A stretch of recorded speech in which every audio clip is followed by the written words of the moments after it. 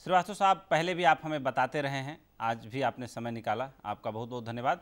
सवाल ये उठता है कि 22-23 अप्रैल तक करीब 5 लाख लोगों पर टेस्ट हिंदुस्तान में भी हुए और उसमें करीब 20,000 जो लोग संक्रमित निकले। अगर यही बेस डेटा बनाया जाए तो अमेरिका में 88,000, इंग्लैंड में 1,20,000, इटली में 1 लाख से ज़्यादा, स्पेन में भी इसी तरह से 1 लाख से ज़्यादा लोग निकले। अगर इतने लोगों का टेस्ट वहाँ पर किया गया तो ऐसी स्थिति में हिंदुस्तान में काफ़ी अच्छी स्थिति है।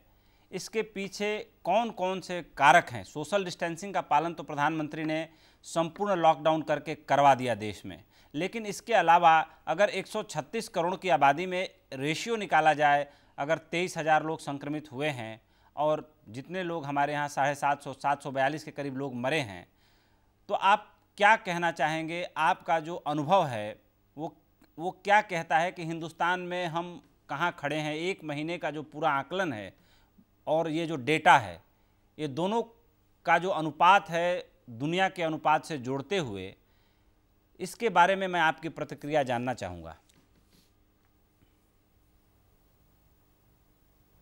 देखिए, ये संकट है, ये तो सभी जानते हैं, और किसी भी संकट का रेडीमेड आंसर कभी नहीं होता है। वी इवॉल्व, धीरे धीरे हम उसको बनाते हैं।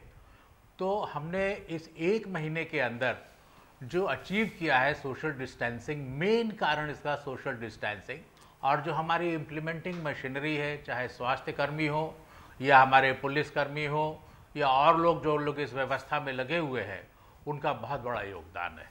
और इसी वजह से हमारा ग्राफ जो है अब सीधे ऊपर एक्सपोनेंशियल बढ़ने की जगह हम लीनियर बढ़ रहे हैं। तो ये एक अच्छी अचीवमेंट है, और इसका सबसे बड़ा योगदान सोशल डिस्टेंसिंग और लॉकडाउन में जो लोगों ने सहयोग किया है उसका है। कहीं कहीं अपवाद के तौर पर जो घटनाएं देखने को मिल रही हैं, उसका भी वो लॉ एंड ऑर्डर के प्रॉब्लम होती है, उसको वो जो मशीनरी हमारी लगी हुई है स्टेट्स में बहुत अच्छी तरह कारगर है और वो कर रही है। ऐसा तो कभी हो ही नहीं सकता कि सब चीज़ आदर्श हो जाए, हर चीज़ अच्छी अच्छी होने लग जाए, ऐसा नहीं है। लेकिन हमको उन जो बीच बीच में चैलेंजेस आती रहती है, उनको कैसे मीट करना है, कैसे उनकी व्यवस्था करनी है, वो हमारे लोग समय समय पे अपने आप ही बनाते जा रहे हैं। मेन चीज़ क्या है, जब ऐसी चीज़ आ जाती है अप्रत्याशित रूप से, तो अपने विवेक के अनुसार व्यवस्था करी जाती है, और वो हमारी समझ से हमारे जो प्रशासनिक अधिकारी हैं, जो लोग इस काम में लगे हुए हैं, अवश्य वे प्रशंसा के पात्र हैं।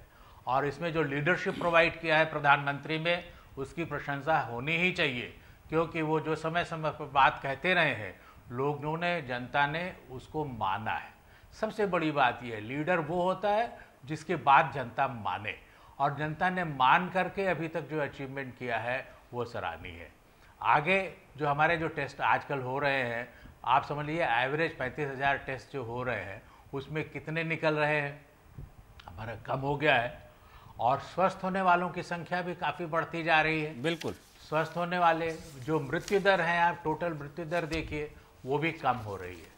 तो ले दे करके क्या है कि अभी हम अच्छी पोजीशन में है। 23,000 में श्रीवास्तव साहब, 23,000 का जो डेटा है उसमें 5,240 लोग स्वस्थ हुए हैं और 17,558, 8 बजे रात्रि 8 बजे तक का जो डेटा है, 17,558 लोग एक्टिव पॉजिटिव हैं, जो कहीं न किसी हॉस्पिटल में हैं, और जो ठीक होकर घर लौट चुके हैं वो 5,240 लोग हैं, जिनको घर पे क्वारंटाइन में रखा गया है आइसोलेट करके, और जो मरे हैं वो टोटल 742 लोग रात्रि 8 बजे तक, अप्रॉक्सीमेट 750 भी कह सकते हैं।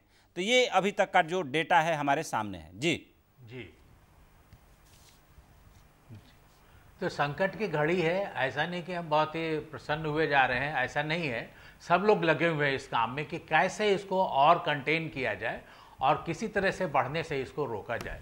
और जगह जगह पर मैं अपने आसपास देख रहा हूँ कि पुलिस वाले और स्वास्थ्यकर्मी जिस तरह से मोहल्लों में जाकर के टेस्टिंग कर रहे हैं, और जो एरियाज़ हॉट स्पॉट डिक्लेयर हो गई हैं, जहाँ जहाँ वे अंदर जाकर के व्यवस्था देख रहे हैं, वो सराहनीय है।